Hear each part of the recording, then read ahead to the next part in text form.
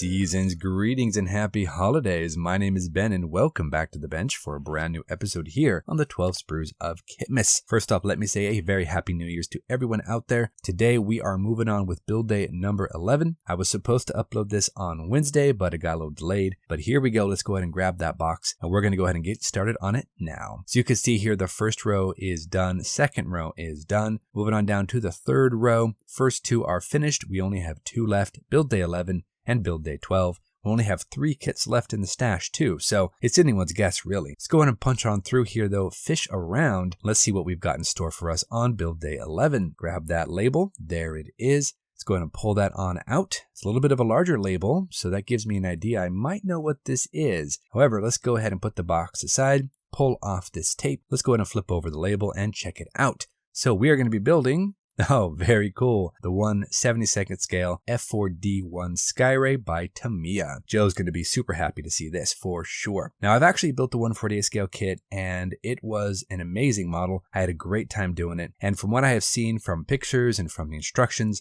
this looks to be almost identical to the 1/48 scale offering by Tamiya. We'll see though once we get into it. I think there are a few minor detail differences here and there, but for the most part, it goes together pretty similarly. So I think we're going to be in good hands for sure. First off though, let's go ahead and just kind of give the instructions a quick look, and then we're going to grab the parts and check out some of the subtle differences, because there are a few minor differences here in this kit as opposed to the 1/48. So let's go and grab those plastics and check it out. So first off here, let me say these plastics are awesome. Very much typical Tamiya quality, finely recessed panel lines. We've got a good amount of detail. We of course start out with the cockpit, and the cockpit does have some nice detail molded into it, so that is awesome. It goes together much like the other Tamiya kit, and we start off with the cockpit. We do only have though an early ejection seat. We don't have the later ejection seat, which does pose a little bit of a problem if we're going to be a stickler about it. Otherwise though, we do have some ordnance. We have a nav pack, we have rocket pods, drop tanks, 2 Sidewinder missiles, launch rails, and of course the pylons that go along with those. So yeah, we are set on ordnance, very typical for a Skyray. And of course we start out with the cockpit, we build that into the nose, and then slip the nose into the fuselage and wings, which are all just molded in 2 pieces. Now zooming in here, we can see right off, we do have a little minor difference here. We do have molded in guns as opposed to the 1/48 scale, which has those as separate parts. We also have tucked in slats up here in the leading edge of the wings.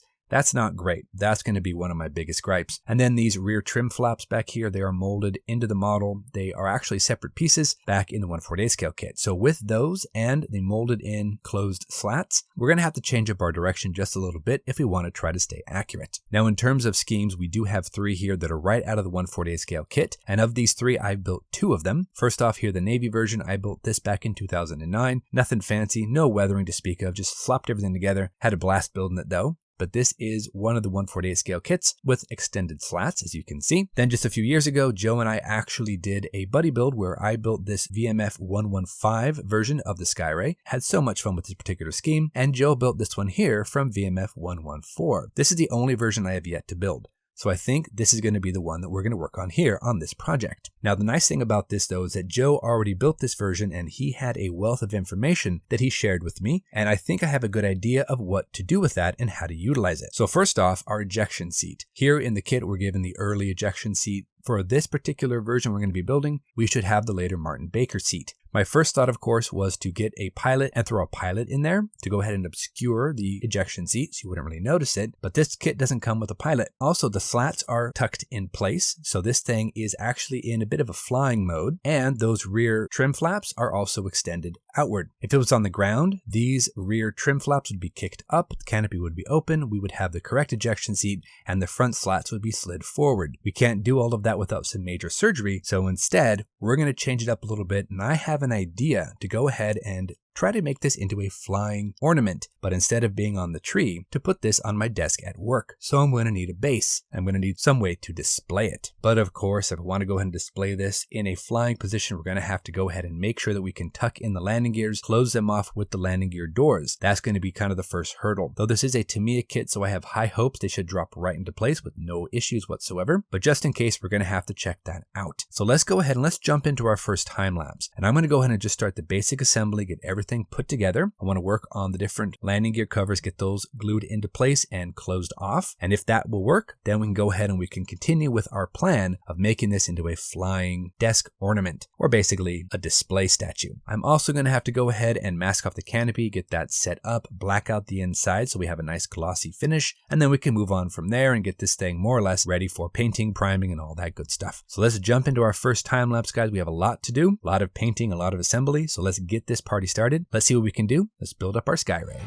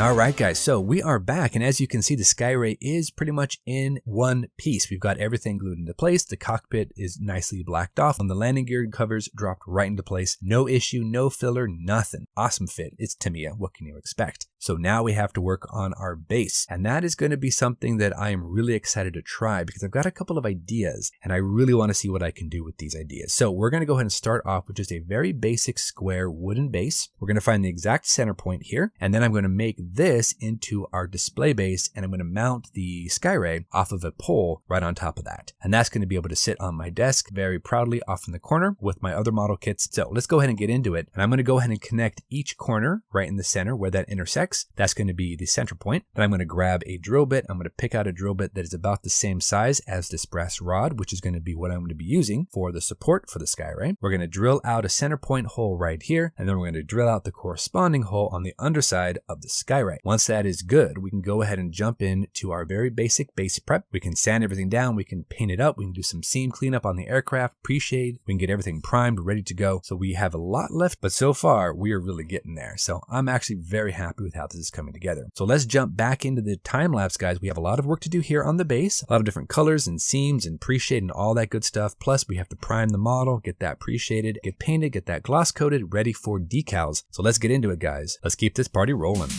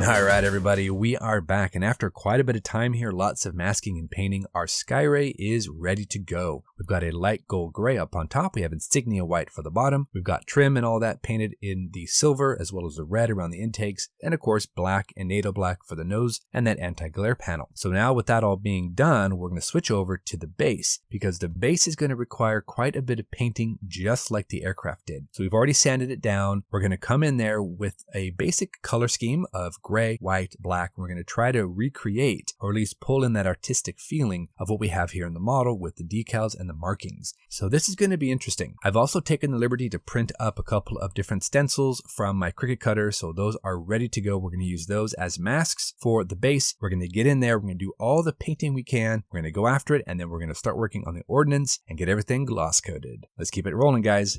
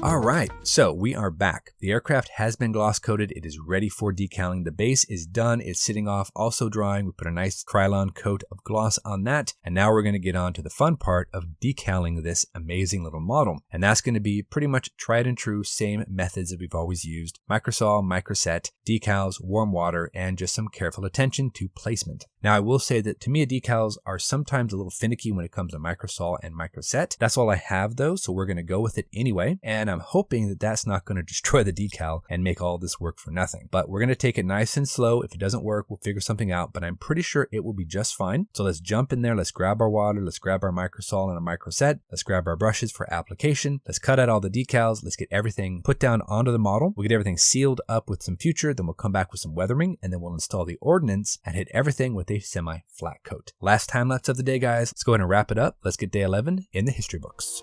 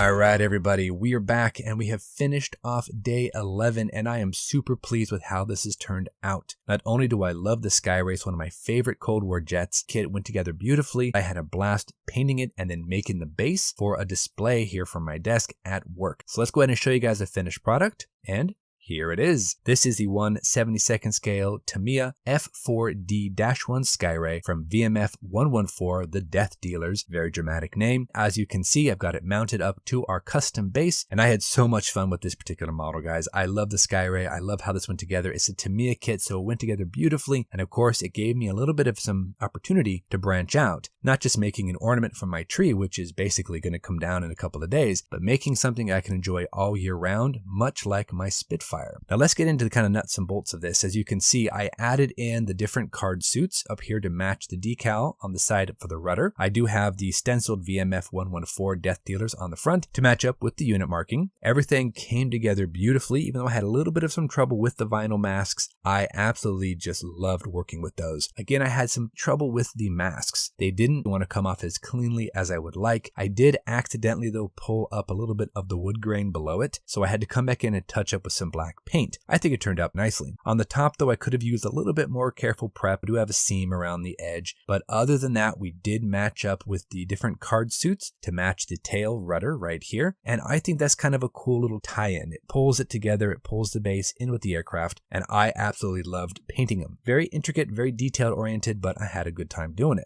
Now on the aircraft, I did go ahead and put on the ordnance. I have the rocket pods on the outer pylons, I have the drop tanks, and then I have the inner pylons with the Sidewinder missiles. You'll notice though, I didn't have enough room to put on that nav pack, and that unfortunately would have conflicted with the pole that I actually use as a support. So I wasn't able to put that on, and I'm kind of bummed about it, but at the same time, it's okay. Not all Skyrays actually operated with those packs, so we'll say they didn't mount it on this particular run. Should be fine. For the overall aircraft colors and for the base color as well, I used an aqueous light gold gray, and then for the undersurface, I used a Vallejo insignia white. For the stripe across the base though, I used a Tamiya flat white for that, and then of course a flat black and flat red for the different suits and for the border. I think overall it kind of tied together nicely, and I'm pretty pleased with it. For the undersurface, we did paint the wishbone style arrestor hook. That is done. We also painted the silver bands around the rocket pods because I did see those in the references and in the pictures, so I had to just mask them off and paint them ourselves. I did black out the canopy, which I think looks pretty cool. Looks very sleek, very stylish, so I like that. And of course, painting on the red around the intakes was a little bit of a pain, but I think well worth it because it really kind of pulls it together. Now for the weathering, I ended up using a couple different panel liners. I used this one by AK, which is for gray and blue camo. Just very meticulously dropped those in with a very fine brush. And on the undersurface, I used this right here, which is a stone gray, which is actually meant for black, but I used it here for white, and it worked really, really well, just giving it a slight tint. Again, applied with a very fine tip brush. Then for the base, I overcoated that with a Krylon gloss finish, and for the aircraft, I used a homemade semi-matte finish that I mixed with Future and Winsor Newton matte varnish. Overall, I really love the coloring of the base with the white, the black, and the gray, and how that matches with the aircraft. Uses the exact same paint. I wanted the base to kind of look like the aircraft, and I think I was able to get what I wanted, and I love how it turned out. I should also mention that for these huge long walkways, I used a little bit of dark gray weathering powder by AIM just to give it a little bit of color variation. And with that, guys, build day 11 is finished. We can go ahead and move on to our last day, which is build day number 12. So until then, you know the drill. Go out there, get yourself some bench time, have some fun, build something cool. Hope everyone had a wonderful and safe New Year's Eve and New Year's Day. We'll see you back here for build day number 12 for the finale of the 12 Sprues of Kit-mas. Thanks for watching, guys. Take care of yourselves out there, and we'll see you soon.